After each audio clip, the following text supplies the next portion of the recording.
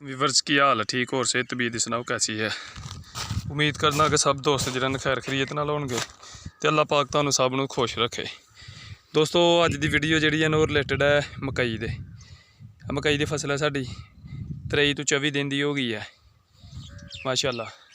इनू जिहड़ा ने असीं खाद पान लगे हुण ते पानी लान लगे नाल इनू स्प्रे करन लगे सीटा मैपरड ते MM एक्टन दी वो इस वजह तो कि वो सुंडी जी लग गई है। तो दोस्तों यह अं दानेदार सुट्टन लगे हैं। सी हैड का ना 1 महीने की फसल 4 kg का एक पैकेट है।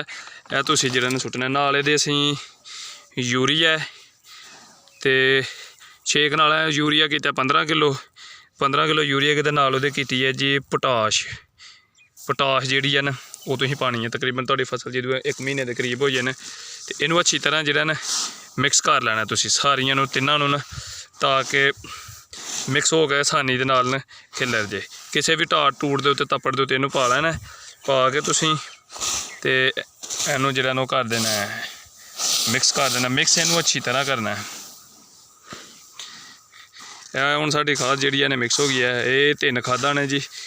एक पोटाश पाई है असीं, एक यूरिया पाया नाल इहदे असीं जिहड़ा दानेदार जिंक सुट्टिया ते खाद शाद पा के नाल ही इहनू असीं स्प्रे करांगे। स्प्रे करने तो बाद जिहड़ा ना पानी लावांगे। फिर तकरीबन जदों ये 1 फुट दी होएगी ना फिर इहदे विच कार्बोफ्यूरान दा जिहड़ा ना जहर वो पावांगे।